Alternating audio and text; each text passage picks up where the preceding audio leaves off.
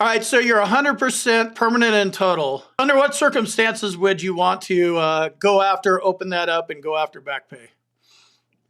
Well, Combat Craig, I got to say, I disagree with some of the stuff you've thrown out there. You're saying it's a black or white issue. And I got to say, frankly, I do agree with you most of the times. If you're 100% P&T, you go away. But what I've been seeing again and again is the VA almost gives that as a carrot to some vets. They'll give them the 100% and they'll cut off the back benefits. So let's say, you've been fighting for 5 years, you have an exam, and then 2 months later, you get a decision from the VA granting you 100%, but it only goes back to that exam. The VA is hoping you will walk. They're hoping you'll say, hey, I'm 100% P&T. I don't want to screw around with reductions. You walk away. And when you do that, you're walking away, Combat Craig knows I'm an attorney and I don't do math very well, but I'm going to say that's a good $70,000 to $100,000 that they're keeping of your benefits. Because it's not an effective date. It's a C&P exam date, right? Exactly. And you didn't apply 5 years ago and just magically get all of a sudden get worse 2 months before you actually got the rating decision. Right. You applied because things were going poorly back then and you probably, you weren't working or whatever was going on. And so that's something I see again and again. And in that situation, I believe it's worth it for you to fight, for you just to say, hey, look, this is when I applied. The only reason you put it here was the C&P exam, but nothing changed between the two because those are benefits you're entitled to. And so I guess on the bigger picture, what I consider when you should really look at it appealing is if it's within the claim stream, if you will, okay? So you applied back then, you got a decision now, you still have time to appeal.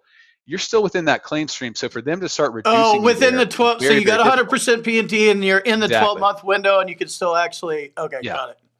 And so that applies for C&P exams. The other thing they'd love to do is if you have IU, they'll come back and say, even though IU PTSD, I think, is a very straightforward one. People get 70% all the time, and there's no way they can work. They hate their bosses. They don't like working with other people. And so they get that 70%, and then they hand in the 8940, which is the IU form, 4 years after they applied for the increased rating for the PTSD. Yep. And they say, okay, yeah, we're going to give you the IU as of this date 4 years later.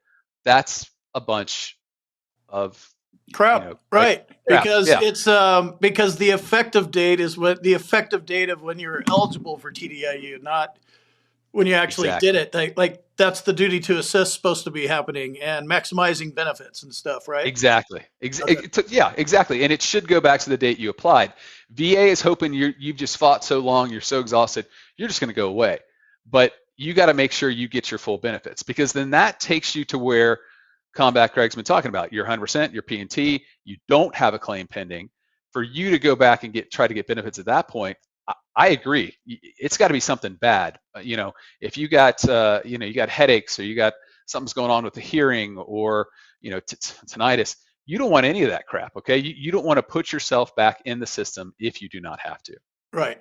If you need to appeal your VA claim, check out Hill and Ponton at hillandponton.com. See if they can help you out. Also, if you're at Camp Lejeune between 53 and 87, you may be eligible for additional benefits. Links for both of those are in the description. Don't forget to sign up for my boot camp if you want to learn more about my process, which is the VA claims process. You're going to need medical evidence to win your VA claim. If you're missing a diagnosis, severity of your symptoms, or a nexus, and your doctor won't do it for you, send an email to Second Strata and see if they can help you with your missing medical evidence.